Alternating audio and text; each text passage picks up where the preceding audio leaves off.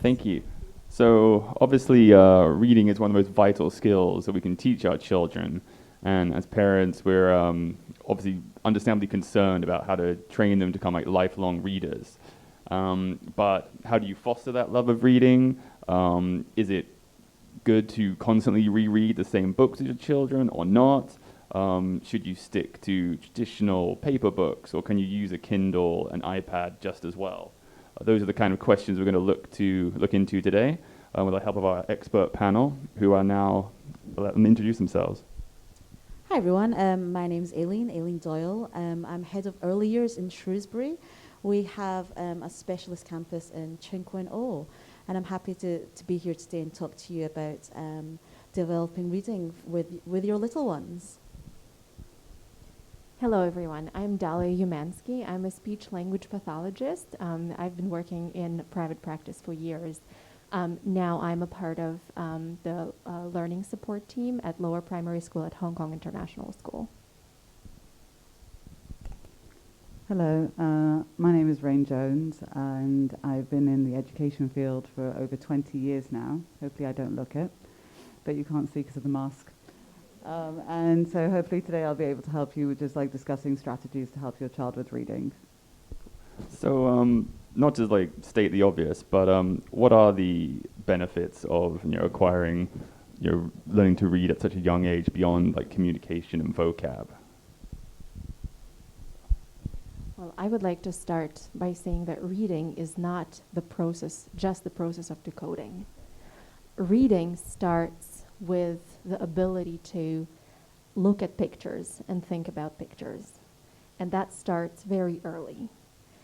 It's also reading about communication. This is a way to communicate. This could be looked at from the social emotional perspective as well between a parent and a child. So reading, we have to sort of think about what do we think? How do we define reading? And if you define it in this broader way, then it does start really early. I mean, I do agree with all of that. I think one of the most important things with reading is just to think of the whole process that it goes with. It's so much more than just picking up a book. You've got to think about the conversations you're having with your child and just making sure that reading is a fun process and that you don't stifle the whole process by just saying you must read, you must read, you must read. It all starts with communication, so I do completely agree with that. So when should parents start their children learning to read? Because obviously there's sometimes a worry that if you push kids, especially young ones, too soon, too hard, then it's going to turn them off basically. So when should that process begin? I think it begins from the very beginning. Even like when they're babies, when you read stories to them, that is part of the whole journey. I don't think there's any time that's too soon. It's just more about the way that you approach it. What do you think? Yeah, absolutely. Certainly when it comes to reading, I think a lot of adults think about that with the ABCs or being able to decode text on a piece of paper.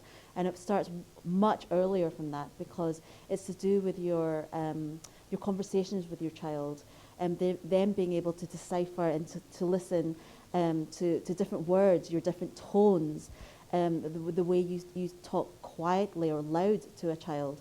Again, reading is this process that starts from birth. You've all heard when women are pregnant, they play music to their tummies and things, and certainly it starts from an early age, and we're definitely here to pass on the message is to develop these reading skills from the very get-go, but it's not necessarily about reading a book. It's about getting their excitement, their interest, and developing that. When children are happy is when they learn best. So one of the key questions I wanted to ask you was like, how then should you read your child? Who wants to try that? I'm happy to start. That's a great question. I love this question because I did hear a lot of parents, their questions when they would come up to me and ask, I can't do anything with my child. I'm reading to my child, and my child is just not interested. It's not fun. So it's a torture. And when I hear this, I go, okay, we have to concentrate here on why you're doing this. Are you doing this in order to get through a book and then call it a reading time? Or is that quality time with your kid? A quality time with your kid doing reading does not have to involve a book, or it may. But what I found, and I think certainly research, I think very much supports the idea of making it fun for your child, making it age appropriate without setting the expectations too high. Like, if my child cannot get through the whole book, right? Well, let's not do that, because we're not after how much we read, but we're after, is my child starting to enjoy reading? Reading in an interactive way is very important. It's not just about reading the text. It's about communicating about, the ideas that you come across in a book. What do you think? Connecting whatever you're reading about to your real life and maybe creating some associations. Really almost like playing with your child. And maybe that's going to be based on the content of a book.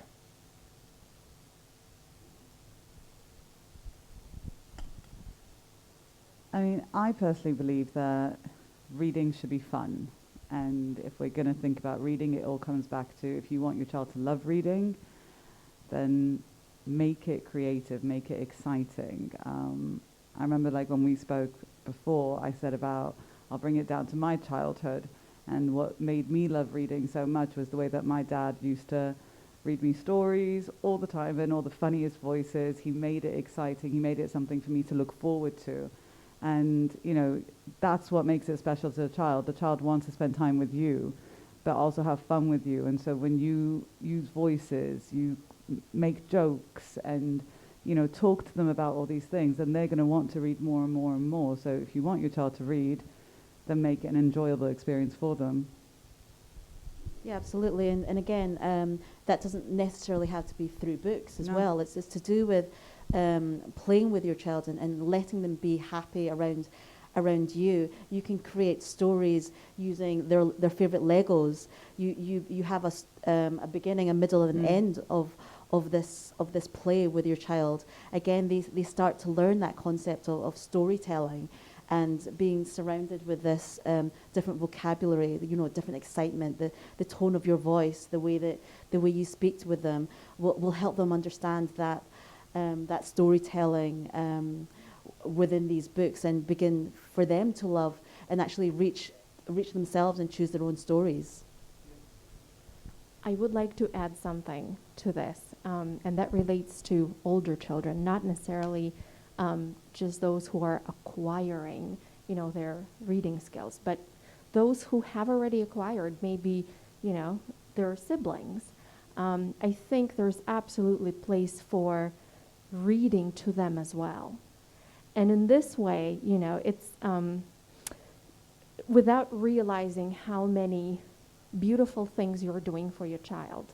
Just to list a few, if you read to your older child, you're allowing your child to develop the skill of creating visual imagery, which is great. This has to do with comprehension, right? So this is extremely important because this creates an ability for them to comprehend language. So I would absolutely encourage you to read with your older children. But what it all comes down to is you're creating this emotional glue with your child. Let it be an older child, let it be a younger child. You're creating a bond. And if it happens through reading, that's wonderful. At this young age as well, there's obviously also quite a emphasis placed on phonics. And what do we think? Is that the right way to start, getting your kids to love reading, or is that the wrong approach? Certainly, phonics is really important because that's how they decode words and giving them the confidence to start reading. When it comes to the phonics programs or phonics, really try to find a program that you understand as a parent too, not just leave that to the educator, leave that to the school. Depending on what school you choose and depending on what course of phonics that you choose, remember that you're part of their learning too, and let them practice at home also.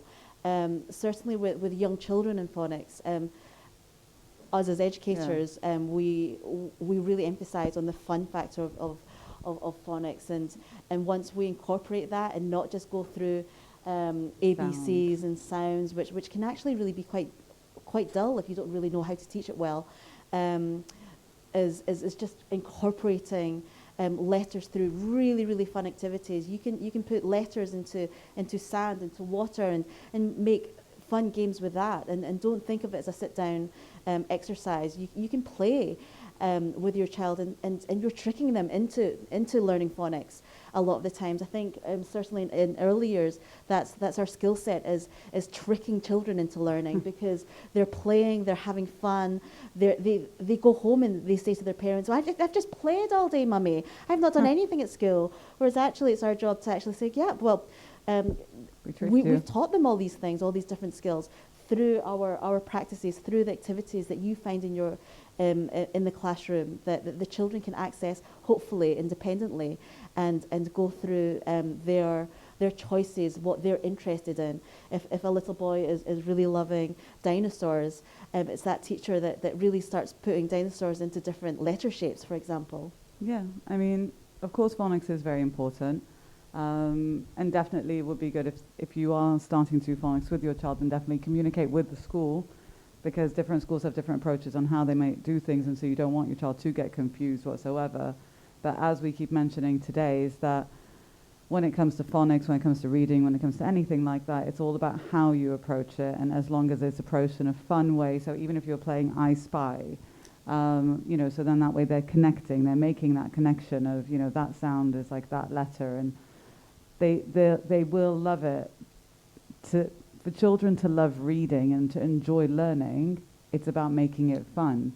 And as you said, we trick them into believing that they're playing, but they're learning, they're playing, and the experience for them, it's lifelong. And so that is one of the core things. If you don't do that with them at the start, then as they grow older, once they reach secondary, you don't want them switched off.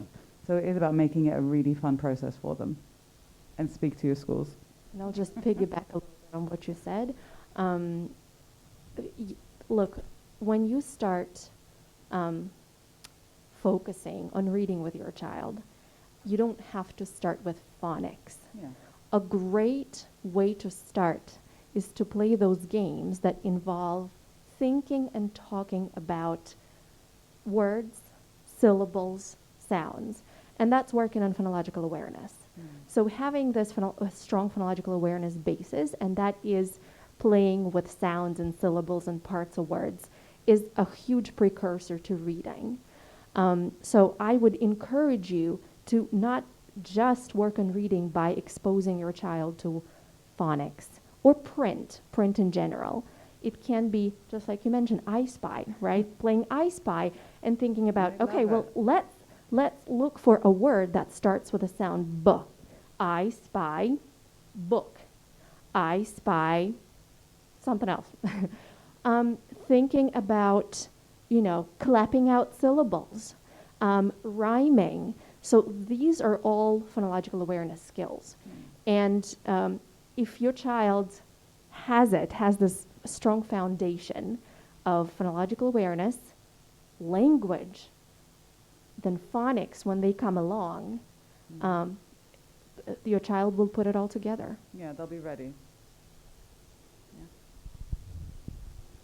So we've been talking about, making everything fun and as enjoyable as possible for kids. But what are some of the common reasons that children don't enjoy reading at the start? Can we discuss those? Yeah, I mean, the list goes on. Certainly, with children, and what we're here for is to let you understand that if from the get-go, if you're being really hard on children when it comes to reading, they don't have to follow every word in a book. They don't have to really know, the sounds of the different letters, because they will get that. We all read in this room. We've forgotten that process, Yeah. and we've forgotten that now, and thinking that, the way, a structured way is the way forward. Whereas having little ones and understanding the way that they learn, you see them, you see your own children when they're happy, it makes you happy. Vice versa, when you're happy, it makes them happy. Don't put yourself under any pressure to get them to learn their ABCs or the ABK.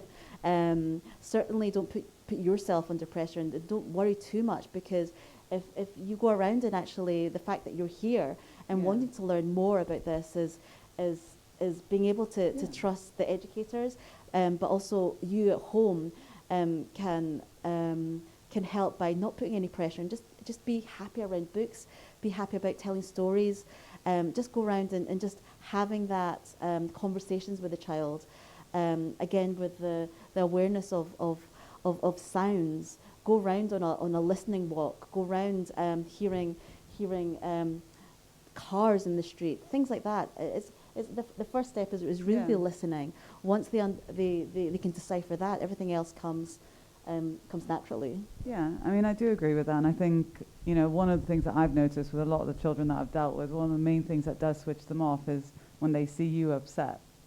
So the minute that you turn it where you're upset with them because they haven't been able to read a word, or they're not sounding out things properly, that switches them off. And they don't want to try anymore, and they're too nervous because they don't want to disappoint you. At the end of the day, all children want to do is please their parents. That's their number one goal. They're so proud of making you happy, and if you end up telling them off or shouting or making it a chore of it's 6 o'clock with time to read, let's do this, then they don't want to do it because it's just not nice anymore. But if you make it okay, it's bedtime, but bedtime's a fun time, and daddy's going to come read me a story, or mummy's going to come read me a story, but I'm going to read to her too, and we're going to have fun. It could be, we're going to the park today, and you're reading a book and they're reading a book next to you, and then slowly they start reading to you. And yes, they might make mistakes, and yes, you can correct them, but don't be upset with them, because that is the worst thing that you can do, and that is what will switch them off. And I agree with that. I think that in most cases, when a child is not excited about reading, it's not a child's problem. It's a parent's problem. Yeah. Look, and there could be different reasons for that, but I think very often the parents' expectations are very high, and especially considering their circle of friends maybe, or maybe other children in class who are maybe being tutored. And all of a sudden parents start feeling this pressure. Oh, my child has to start reading. And I can relate to that as a parent, but I don't think that a child will get excited for the same reason. No. So I would probably try to adjust the expectations. Of course, there could be different reasons for that. Of course, just as I said before, there could be, a child may not be ready with his or her level of attention, right? And in this case, you have to work with that, and you have to, again, set the right goal. If my child cannot get through a book, then let's read, maybe let's have a look at a couple of pages, and let's talk about those pictures, and let's make it fun. If probably an older child did not, or any child does not have a strong language foundation, that's another reason why a child may not enjoy reading in the language, and it could be due to learning a language, or it could be due to just weaker language skills. So in this case, probably your teacher will contact you and will set up a time and talk to you. So be in communication with your child's teacher, ask questions, but probably what you should keep in mind is that there is a developmental curve, and your child has to hit the developmental curve. If it hasn't happened, then your child is just not ready, is not quite there yet, and you have to respect that. Yeah, and I'd like to add on to that. Always remember, if a child's not ready at the age of 5, they might be ready at the age of 6 or the age of 7, but at the end of the day, they will get there. So there's no need to put them under that amount of pressure where in the end they will make it. It's just a matter of time. So I mentioned it earlier, but where do we stand then on screen time? So do we think, is it old-fashioned to sort of stick to regular paper books? Or, is there a danger if you're just having your child read everything on like the kind of kiddie Kindle or the iPad that, there's going to be too much screen time in their life? Well, I'm not a massive fan of screen time. I think with these days recently, I think children have been too much on the screens, and I think it's nice to get them off the screens. I think as long as it's still good to use the screens because they need it, just like with the way that the world is evolving, but there needs to be limits. And I think that reading can be done in so many different ways, as like we've said, magazines, newspapers, they can even, you can write something for them. It could be in a car. There's so many different ways of doing it. But I think too much screen time, well, then there's dangers to that because then they get just too addicted to that and then they don't want to look at anything else. And it's just being, giving them choices is a great thing. I'm a huge believer of choices. Don't limit them to one thing. Let them explore. Yeah. Remember with the physicality of books, they'll be able to see it visually how they're getting on. Some early reader books, they have lots of pictures as well as text in it. They'll be able to see and have that sense of achievements once they've got to the middle of the book. Once they get to the end of the book, they don't have that on an iPad. They don't see where they are. They can wave that in the air at the end and saying, "I've finished." Again, it's that process of running to the bookshelf looking for their favorite book. You've read it 20, 30, 40 times. Them being able to predict what's happening on the next page, that physicality of knowing what's next.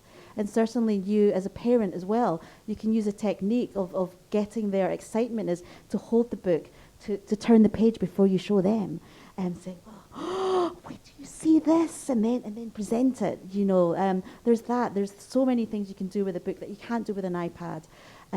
So certainly, although we are in the age of having iPads and things and screen time, and it's been a concern for everyone involved, just remember that love of a physical book, of print, and especially now with all the different types of choices you have in Hong Kong, in all around the world, in bookshops, they have really enticing children's book areas.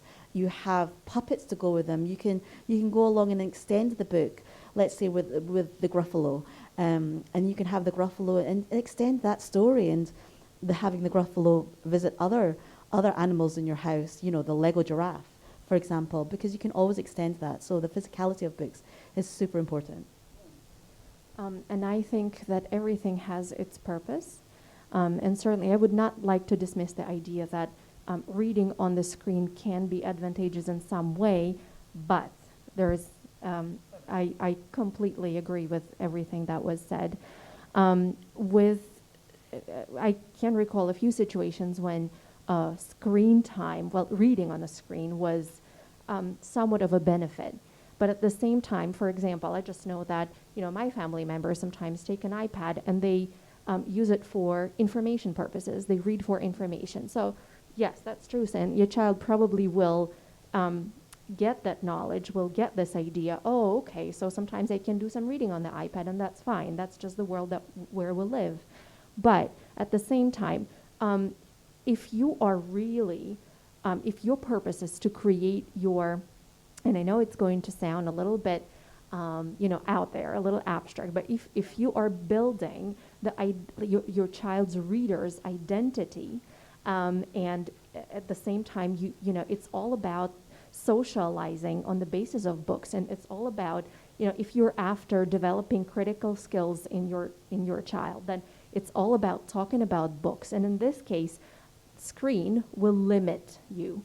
It will not give you a lot of opportunity for creating that social glue that I mentioned before.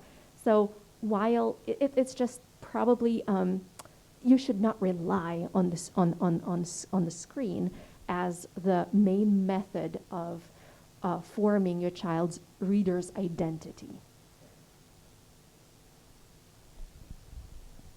And taking a practical twist here, can we recommend any good resources for parents which will help them, find out where to get children's books in Hong Kong, or to simply discover the kind of books that are popular amongst children? Because I think sometimes we take it for granted that parents just know, for instance, where to go, what to get. Yeah, Lived here longer. I think a good starting point is to see what their interest is in, and then go from there. A lot of the children's bookstores are really well organized, whether it's to do with authors, whether it's to do with characters, and everyone in the bookshops as well as libraries, they're really well informed, and even what's popular at the time, what their friends are reading, is something good as well. And I think what's fantastic about this day and age is you have the toys to go with it. You can always extend that learning, those characters, and making stories up is just basically the best way to let them understand that storytelling is such a joy, and help them want to start learning and reading the book themselves, because storytelling is such a magical thing. Yeah, I agree with that. Storytelling is creative, and it does take you into a completely different world. And I think the one thing that I would recommend is speak to your schools, speak to teachers, let them, they spend so much time with your children.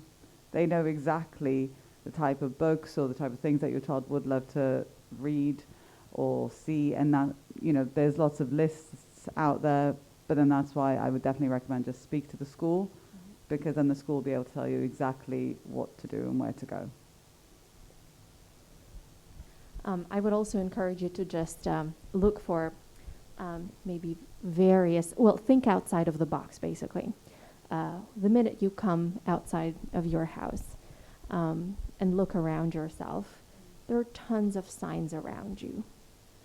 It doesn't have to be just letters. It could be visual representation of, let's say, an arrow. What does that mean?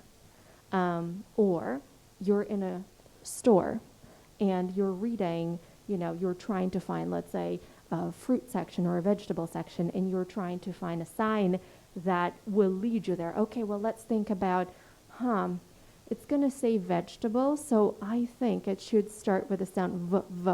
I wonder, does it help us look in any way? And just noticing, oh, there you go. This is the first letter for vegetables, letter V. So we must be going in the right way.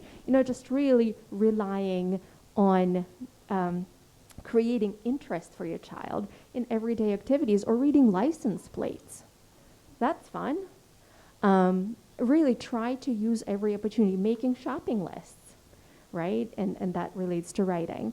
There are lots of creative ways, out of the box, ways to think about reading. And apart from this, I don't think it's a matter of materials per se. It's how you use them. You can even read with your child. You can read a newspaper with your child. Of course, your child will not be reading it, but your child will be talking about it and looking at pictures and making predictions and guesses. What is that story about? And maybe that's a great way to prepare your child for reading. Yeah, and just one more thing I would say is you actually don't even need any books whatsoever. You can use your imagination. You could just make up stories together. You could have like a little tent and get them to create it, get them to make it up. Creativity is a beautiful thing for children. They love it. So not necessarily do you always have to have that book as well. I think you're very right with that. Make up the stories, have fun with it. How important is the example set by mum and dad? Like, how much, for instance, does it matter that the child sees their parents, reading by themselves, or that they enjoy reading too? I think it's very important. You are their role models. They look up to you, and it doesn't mean that you actually have to be reading a book as such, but they do need to see you, that you're interested in reading, whether it's newspapers, magazines, whatever it is, but they need to see that that's something that you give your time to, and that you put importance to that, because then all they want to do, children love to mimic their parents. They want to do everything that you're doing. And if you're telling them you must read, but you're not doing that yourself, then to them that doesn't make sense. Absolutely. It's like eating vegetables. You know, you can't be telling your children to eat vegetables if you're not eating them too. I have a 5-year-old and also a 6-year-old, and my husband loves to read. His mum loves to read, and whenever you see them both, they're constantly have their nose in books, and I try really hard to read all these novels, but I do tend to do on my iPad or my Kindle and things like that. But I realized, well, my children are seeing that as me working, you know, or something, or not necessarily reading. So I've actually taken the recent step of actually purchasing physical books. So we're all, the 4 of us, like sitting in a room actually having books together, and that's a time. I mean, we're not necessarily. I'm not reading to the children, because at this point they're actually think it's really funny seeing the 4 of us all with physical books, and it's a really magical moment. And it's funny because I had to remind myself to buy these physical books, even though you can just order them in an instant on Amazon or Kindle, whatever. But having that trip to the bookstore is just really nice, and saying that, okay, all of us gets to pick one book. Or if I'm with my daughter, I will say, what do you think your brother would like? And just having that excitement and bringing that home. And I think it's just really nice to have that moment as a family. Yeah. Absolutely. I think carving out some time in your daily life for reading, let it be a bedtime story, or let it be the dear time, drop everything and read, and just really putting it there in your everyday routine. And it can look differently. It doesn't have to be just you reading to your child. It could be the child's sibling, older sibling, you know, and again, it's not just about reading, it's about creating the bond, right? So I absolutely agree with this. Does it matter if you reread the same book with your kid like 20, 30 times, or do you need like a constant stream every week, something new? What are the benefits or disadvantages of that? I think honestly, there is no problem with reading the same book as many times as your child enjoys it. Because here's the thing about kids, and you all know this, your child likes routine. Your child likes when things are predictable. But what's great is that with every book, you can make it look, sound different every time. Because with it, you know, other than just predictability and you asking, maybe your child is looking for you to ask the same questions and for him or her to be able to respond and really look, I've done it. I know exactly what you're asking. But also you can add something new every time. One day you could be working on maybe learning a new word that's there in a book. Great. Another day you may be working on getting through the whole book if your child is ready for this. Yet another day you can work on your child being able to tell a story based on this book, right? And use his or her beautiful language skills to retell that story. And then the following day, you could ask, you know, questions. So what if this character didn't do this? What do you think would happen? So there are so many different ways you can, sort of different goals to establish when you work with your child. 100%. You know, you can ask them to change the ending of the story, and one day they don't even need to read it. They can act it out. If they know it inside out, they could just tell you the story without you having to open it. There's so many ways, and they don't mind it. A lot of it also comes down to, realistically, they're just enjoying spending time with you, and they're having fun doing that, and them seeing the same words or not seeing the same words 1,000 times won't matter to them, and more practice is good. Yeah, absolutely. Certainly, I can see some of parents rolling their eyeballs when you think, oh gosh, this book again, shall I hide it next time so they can't find it? These books, remember, that it's gaining their confidence and for these children, and being able to tell it back to you. Perhaps you can suggest for your child, or perhaps why don't you read this book to grandma over Skype or Zoom or whatever, and just having that confidence, going, oh yeah, I can do that. It's not necessarily having adults doing it to them or reading to them, for them to know that book inside out, and being able to read to others, that will also gain confidence. And perhaps you can twist it up in saying about the different endings. What if we took this page out? What if you draw a picture with a different ending, or introduce another character? We talked about starting as early as possible with kids, and obviously it's kindergarten fair, so families here might have like very young babies kind of crawling around. Does it matter if you read to them and they're like, they're playing with their bricks or crawling somewhere? Is that still going to help, or is that a wasted effort? I mean, well, they might not be listening to you, but if you want to read to them as they're playing, it's fine. I mean, I don't see the harm in it, but I think it would be better to actually play with your child rather than just read to them while they're not listening to you. Yeah, I think you'd be so disheartened if you're starting to read a book and having a child just run out on you, which we've all seen that. Certain going, I'm by myself with this book. Hello.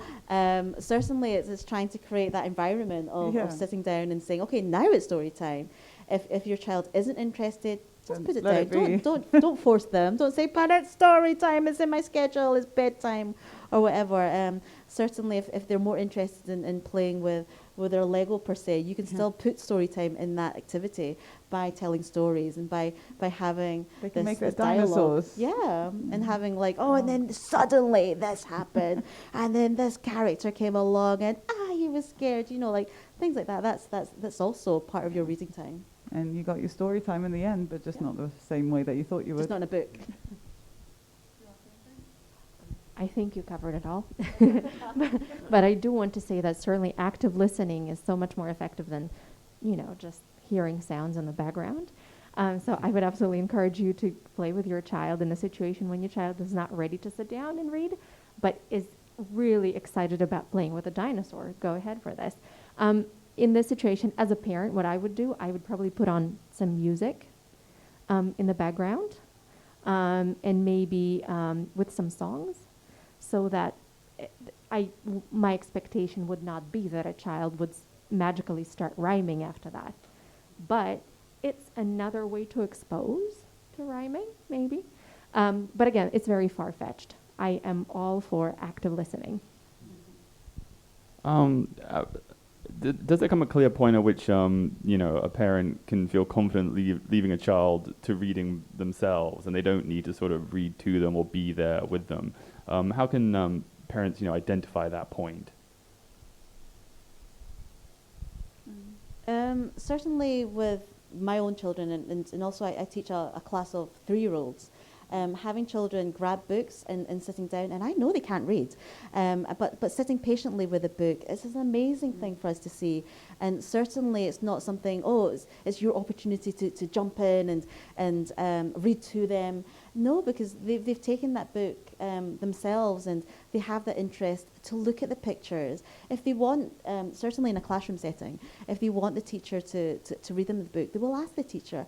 Otherwise, they're quite happy sitting down and deciphering it themselves. They're reading it themselves visually through the pictures. I mean, there's some beautiful and amazing books out there. There's books that you open the page, you don't even know where to look, because there's so many intricate details that children are soaking in. And again, just having that love of books and having a book corner in your classroom, in your home if you're lucky enough, is fantastic. It's certainly not something that for adults to jump in and saying, okay, well, they've picked up the book, I must go read to them, because it's certainly not something like that. It's that joy going, did you like that book? What happened? And it might they might be able to tell you the story back, even though it's nothing to do with the actual words. Yeah, exactly. I completely agree with that. At the end of the day, if your child's picking up the book and wanting to read it themselves, even if they're not reading anything on that page, but they've created their own story, they've made it all up, well, then that within itself is a step. And let them enjoy that time. Don't try correct them, don't try anything like that. Leave them be, let them enjoy it, because what they're doing, those are the first steps. how important is it then that you measure how well your child is progressing with their reading? Is it something you should very much kind of keep an eye on, or again, like with like testing children at young age, is that something we should be a bit more sort of hands off and kind of just leave them to it naturally? Well, my understanding of this is just be a parent. Don't be a teacher in this. Be a parent. Let your teacher do the measuring and the observing and the testing. Concentrate on giving the love of reading and writing to your child, not making sure that you're tracking your child's progress, because you will be making your observations in any situation. You do notice things. Oh, today my child took another book, and all of a sudden, oh, my child read a word, and then your child gets interested in the next book, and all of a sudden can decode the whole sentence. So you will be noticing the progression. And if you do have questions, if you notice that things sort of have been stalling a little bit, talk to your teacher. I mean, I believe that every child is different. And I think one of the things that you need to remember is that your child doesn't need to be you. You might have learned reading at a specific age or at a specific time. They might not. And that's completely fine. But to be testing them, well, that takes out the fun and joy of reading. At the end of the day, I completely agree. Leave it to the school, leave it to the teachers, leave it to the professionals. And, at schools anyway, like we're constantly observing the children. And as they get older, yes, they will be going into tests and assessments. And also, like, I remember, I'll take it back to my childhood. I remember before anything, my dad always used to take me out before the results came out. So completely before the assessment, not after. And it's because just to teach me that it doesn't matter what you get. It's about that you try your best, that you've enjoyed it, you had a great time. That's what matters. So I would not go into testing your child at all. Yeah, I think especially important if you do have especially the young ones, is comparing your child with anyone else's is the worst trap you can fall into. And unfortunately, I think that's the day and age that we're in. Certainly what we've seen in our workplaces, in our schools, is we've seen hundreds of thousands of children, and we completely understand that each and every single child is unique, and they're on their different paths when it comes to their learning, and we embrace that, and as teachers, we help them along the way. And it's certainly not your job as parents to think, oh, but their brother when they're at this age was not at this level, or things like that. I think it's comparing to other children the same age is the worst trap you can go into. Again, it's us in the education field, and as teachers, we'll be able to say if there's anything that is of anything you can work on. One of the really common questions is, oh, but what else can I do to help my child at home? What else? And I've noticed my child is writing their letters backwards. Is this terrible? There's all these like really major concerns. Of course, they're concerns as parents. Certainly at school is when we correct that by playing games about formation. So don't worry too much about testing or comparing, because that's why children go to school, is we'll be able to see their learning progress. Yeah. I'll ask one more question before we take questions from the audience. Not to encourage like helicopter parenting, but if a parent is wants to know how well like the child is doing with the reading at school, is there any ways we can suggest they go about that? So basically, how come if they want to know about their child at school? How they're progressing with the reading, yeah. Just speak to the class teachers. I mean, they know exactly how the children are progressing, and if the teacher feels that there's anything that would raise any form of concern, they themselves will contact you. I think it's having that trust within your school.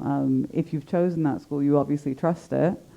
And if you do trust it, then, you know, they will contact you if there's any issues. But if you really want to know specifics, then definitely contact them, make appointments, send them an email. There's lots of ways. The most important thing is communication. And I think as long as you're communicating clearly what your needs are, then they'll inform you of everything. Yeah, absolutely. I agree with that. I think having that communication with your class teacher is the most important thing. Yeah. If your teacher, and if you notice at home that, oh, suddenly my child is really enjoying phonics or really getting it this time, you can ask that your class teacher to extend some learning in the classroom, and they will naturally, depending on time, situation, school, etc. We're all trained into extending that skill set. The last thing any teacher wants in a classroom is to have a child that's bored, that having activities that's too easy for them. We can see it in their eyes. We can see that glazed look. We can see the change in behavior, and as teachers, it's our skill set to provide more activities to extend their learning, to have that, for the children to still be passionate about them being able to reach a certain goal. Oh, I can read this now, or things like that. Sort of on the flip side, if most likely, if there is any kind of objective difficulty, you will hear from your teacher. And again, this is not the end of the world. So if reading is not easy for your child, this is not the end of the world. Different schools have different support systems and different support models, and I think it's a very good question to ask before you decide sort of, oh, this is the school for our family. These are all valid questions to ask. What if, then what? And your teacher will guide you in the right direction if it comes to some kind of concern with your child's literacy skills. It happens. It's not an uncommon thing. These things happen, and you will be guided in terms of the proper support system for your child. Any questions from the audience then?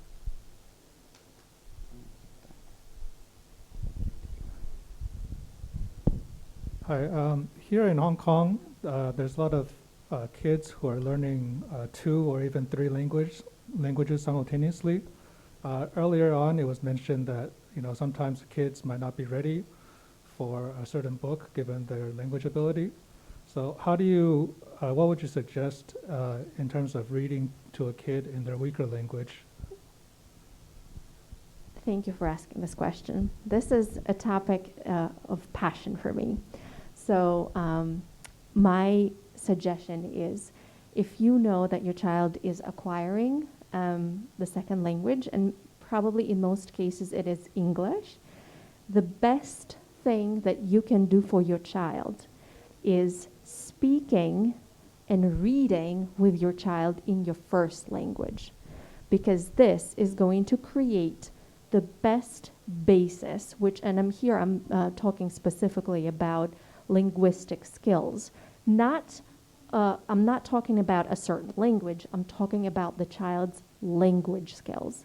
The best that you can give to your child is the very solid, grammatically, vocabulary-wise, rich model in your child's first language. Does it mean that you only have to stick to your first language? No.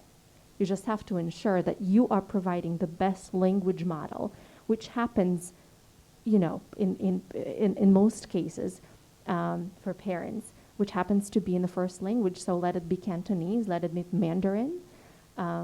Make sure that you do that.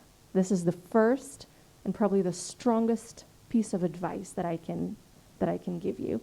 And if you have any further questions, I think you're welcome again to talk to the teacher, to your child's teacher. Completely agree with it, so it's fine. Any other questions?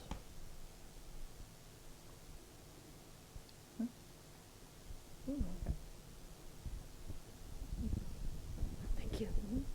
A little bit similar to what the other person mentioned. My family is multilingual here in Hong Kong. My husband uses Cantonese. So my question is how to encourage my husband to read more for my kid. Seriously, he doesn't like I feel I have to force, which I know will not work well, you know, because I'm trying my best. I read in English and also use specific time to teach Russian to my kid, but I cannot help in reading in Chinese yet. So any suggestions how to make him, feel passionate, about his own language? Thank you. I think certainly don't put your husband into too much pressure, because if he's annoyed at this situation, your child will definitely feel that. Certainly he doesn't need to be reading per se, let's say a Chinese book. Even just having days out, like daddy and son or daughter day, and going out and having fun games and speaking in Cantonese, and speaking in Cantonese and having that bond, which is so important. Once they have that time, specifically, especially when you're trying so hard with the English and the Russian, having that time for your husband and your child to have that bond when it comes to conversation-wise, that will eventually lead to it's just that joy and lead to your husband going, oh well, maybe I will pick up a book. I think certainly not at the beginning is forcing him to say, look, having Cantonese is so important for our child. You need to understand that this is so important. And certainly I've heard that with the friends and things like that. But it's to do with having that bond and those listening skills, especially with such a diverse family and such a diverse set of languages. I'll just add a little bit here to say, I think one of the most, it's all about communication again. Communication between you and your husband, and really, I think, sitting down and talking about the long-term view of where you want your child to be in terms of his or her linguistic status, right? Is your long-term goal to raise a bilingual, a trilingual child? Is it going to be limited to English and Russian, or so? What's the goal? Once you achieve the compromise, I think this will determine what sort of measures you will be taking to get there. And certainly something that I think everybody understands is, if you want your child to be bilingual or trilingual, you better make sure that you create enough exposure to each language. And then the methods will come once you realize, oh, that's right, once your husband realizes that I do want for my child to speak Cantonese, then, okay, let's work on it. What are the ways of working on it? So I think, again, it's all about communication, really making it sort of strategizing, That's where we want for our son to we want our son to be, or our daughter to be, when he or she grows up.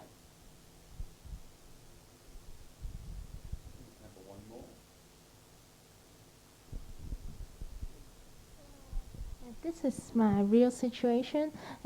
As one of the educators said, let's start with something my kids is passionate at the theme. So I start with some book of Lego. But for this whole year, my son always bring a Lego book to me. Mom, let's read this one. And it continued like a year. So should I change his topic, or what should I do? Please give me some advice. If your son loves that book, then there's no problems. I mean, if you're the one that you can't handle seeing that book anymore, then maybe you can add other books next to it, and then try say, well, how about, look, there's another Lego book. I mean, obviously he must love Lego. So maybe include other Lego books, and then, his attention might start diverting slowly. Yeah, you'll be surprised if you Google sort of like Lego books for kids. You might even find a story with a child playing with Lego. You can discreetly introduce other types of books by doing just it really takes just a little bit of research and and just putting those elements of Lego into other books. But certainly, I think I absolutely feel you. If you've had that book for a whole year, I can't imagine the state of this book at the moment. Oh my God. But there are lots and lots and lots of Lego books out there, and see if there's any storybooks with Lego within the story. I think that could be something that really saves your mind. I absolutely hear what you're saying, because I think I found in my own kids that sometimes the interests they lie in one area, and it's really hard to shift from that area to anything else. And then you're trying to think very creatively and go, okay, how about we go to a shop, and I can certainly get you a Lego book. How about we get 2 books? One of them is going to be about Lego, the other one about something else. And I don't know if it is going to work all the time, but maybe it will. So I think it's all about searching for tools in your toolbox. And choice. right, and trying to figure out which tool is the best at this period of time, because it will change a year from now. I think it's all about being creative. Absolutely. Again, I mean, it will change. I think maybe next year he'll be going into something else. But just now it's Lego for you guys. And even the next book might last another year, but at least, Then it's perfectly normal. That's normal. It's absolutely Completely normal for children to be really into one book. I mean, think about adults as well. As adults, I know I've read the same book about 7 times, and I might have watched the same film about 20 times. It's just something that interests you in it, and then you just think, oh, but I want to see it again and again, and you never know what they're imagining in their heads. So as long as they're enjoying it, that's the most important part. But it's very, very, very common. Yeah, it is. Still got time for one quick one if anyone has anything else to ask.